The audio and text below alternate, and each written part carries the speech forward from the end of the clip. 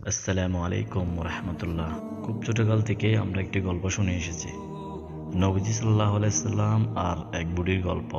এই বুড়ি প্রতিদিন নবীজি মসজিদে যাওয়া আসার পথে কাঁটা বিছিয়ে রাখত, আর এসব কাঁটা পায়ে বিঁধে নবীজি ভীষণ কষ্ট পেতেন।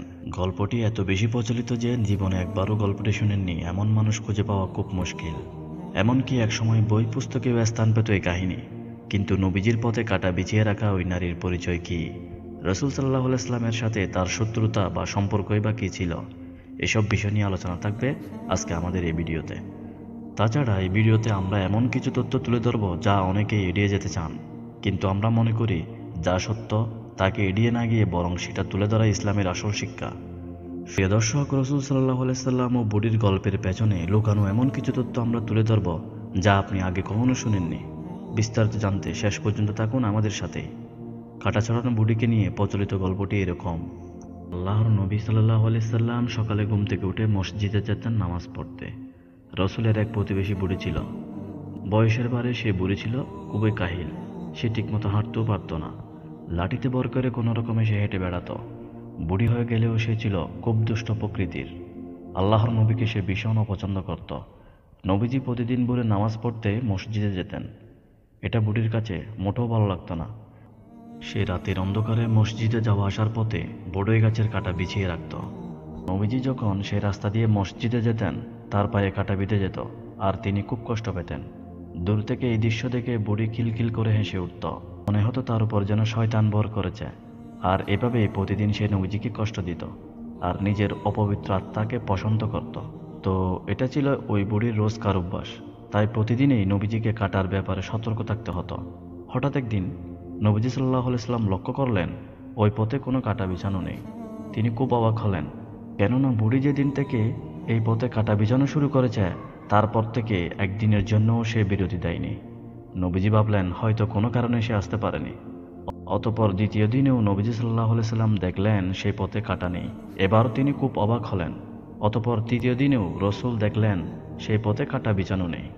এবার তিনি বুড়িকে নিয়ে শঙ্কিত হয়ে পড়লেন। এমন তো হওয়ার কথা নয়।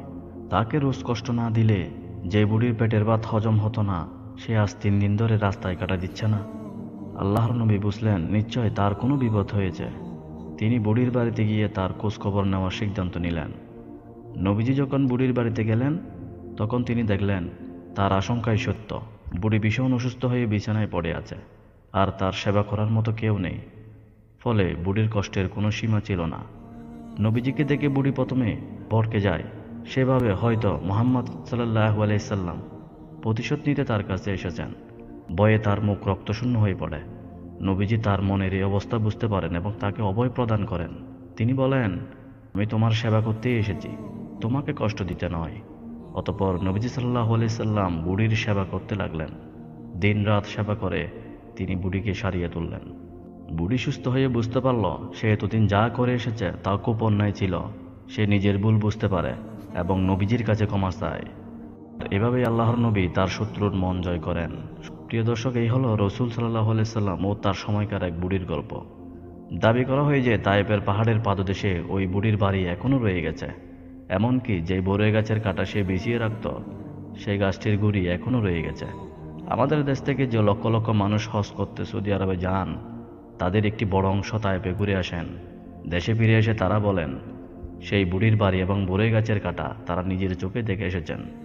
কেউ কেউ জায়গাগুলো ভিডিও করে নিয়ে আসেন, নিজের ফেসবুক ও ইউটিউব পোস্টে দিয়ে বলেন এই সেই বুড়ির বাড়ি, নিজের চোখে দেখুন সেই বাড়ি, এই সেই বড়ই গাছ, ইত্যাদি ইত্যাদি। মজার বিষয় হচ্ছে তাইপের ময়দানে সেই বুড়ির বাড়ি এবং বড়ই গাছ নামে যে জায়গাগুলো দেখানো হয় তা সম্পূর্ণটাই ভুয়া।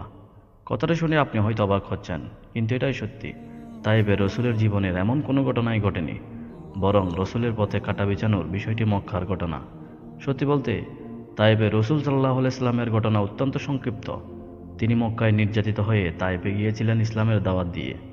তিনি আশা করেছিলেন তায়েববাসী ইসলামের দাওয়াত কবুল করবে, কিন্তু মক্কাবাসীর মতো তায়েববাসীরা কালিমার আহ্বান প্রত্যাখ্যান করে এবং তাকে মেরে রক্তাক্ত করে তাড়িয়ে দেয়। তারা রসুল সাল্লাহ আলাইস্লামকে এতটাই আঘাত করে যে রসুল অজ্ঞান হয়ে পড়েন। রসুলের পালক পুত্র জায়েদ বিন হারিসা অনেক কষ্ট করে তাকে নিয়ে মক্কার পথে ফিরতি যাত্রা শুরু করেন। যেখানে তায়েফে যাওয়ার পরপরেই রসুল সাল্লাহ আলাইসাল্লামকে তায়েববাসী মারধর করে তাড়িয়ে দেয়। সেখানে তায়েবে মসজিদ স্থাপন, রোজ রোজ সকালে মসজিদে যাওয়া, রাস্তায় বুড়ির কাটা বিছানো রাখা, এত কিছু কোনোভাবেই সম্ভব নয়। সবচেয়ে বড় কথা হচ্ছে, আমাদের দেশে প্রচলিত এই গল্পের পিছনে পবিত্র কোরআন, হাদিস, সিরাত গ্রন্থ সহ ইসলামের বিশ্বস্ত কোনো গ্রন্থে বিন্দুমাত্র সত্যতা পাওয়া যায় না। বরং বাস্তবতা হচ্ছে, মদিনায় হিজরত করার আগ পর্যন্ত রসুলের বাড়ি ছিল মক্কায়। তিনি মক্কায় নিজের পৌত্তলিক বাড়িতেই বসবাস করতেন এবং নামাজ পড়তেন কাবাঘরে গিয়ে। মক্কা থেকে তায়েফের দূরত্ব 120 কিলোমিটার। 120 কিলোমিটার পথ ফাড়ে দিয়ে নামাজ পড়তে রসুল তায়েফে যেতেন, এটা সম্ভব নয়। সুতরাং তায়েফের পাহাড়ের পাদদেশে সেই বুড়ির বাড়ি 1400 বছর পরেও সেই বাড়ি অক্ষত থাকা, সেই বড়ই গাছের অস্তিত্ব এখনও রয়ে যাওয়া, এগুলো সম্পূর্ণ বানোয়াট গল্প ছাড়া আর হাজিদেরকে তায়েফ ঘুরিয়ে এনে টাকা হাতিয়ে নেওয়ার দান্দা ছাড়া আর কিছুই নয়। তায়েফের ময়দানে বুড়ির গল্পটি যে বানোয়াট, এই ব্যাপারে অনেক ইসলামিক বক্তা মুখ খুলেছেন।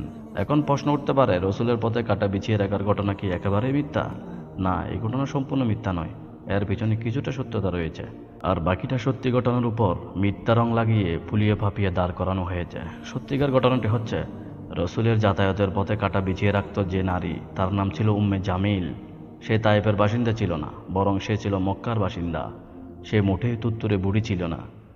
যেমনটা আমাদের শোনানো হয়, সে ছিল রসুল সাল্লাহ আলাইসাল্লামের আপন চাচা আবু লাহাবের স্ত্রী। সারা জীবনের রসুলের বিরোধিতা করে গেছে সে। রসুলকে আরও কীভাবে কষ্ট দেওয়া যায়, তারা দুজনে মিলে সারাক্ষণ সেই ফন্দি বিক্রি করে বেড়াত। এই উম্মে জামিল ও তার স্বামী আবু লাহাব নবীজির ঘরের আঙিনায় কাটা ফেলে রাখত। শুধু কাটা নয়, ময়লা আবর্জনা, এমনকি মৃত পশুর নাড়িভুড়িও চড়িয়ে রাখত তারা। এভাবে রসুলকে কষ্ট দিয়ে তারা সামাজিক আনন্দ পেত। এই ঘটনাগুলো সহিহ হাদিস ও সিরাজ গ্রন্থে বিবৃত হয়েছে। এমনকি পবিত্র কোরআনেও আবু লাহাব ও তার স্ত্রীর এসব ষড়যন্ত্র ও তার পরিণতির কথা বর্ণনা করে একটি পূর্ণাঙ্গ সূরা নাজিল হয়েছে।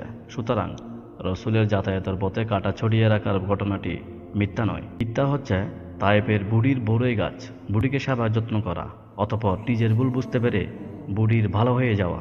এসব কেচ্ছা কাহিনী শুনিয়ে রসুলের জীবনে নিয়ে এরকম হাজার হাজার মিথ্যা গল্প, আজগবি কেচ্ছা কাহিনী, বানোয়ার তথ্য শুনিয়ে ওয়াজ করে বেড়ান বহু বক্তা। ইদানিং ইউটিউব ও ফেসবুকেও সয়লাভ হয়ে গেছে এরকম কিচ্ছা কাহিনী দিয়ে। এসব মিথ্যা গল্প পরিহার করে পরিশুদ্ধ ইতিহাস তুলে ধরতে সকলের প্রতি আমাদের আহ্বান থাকবে।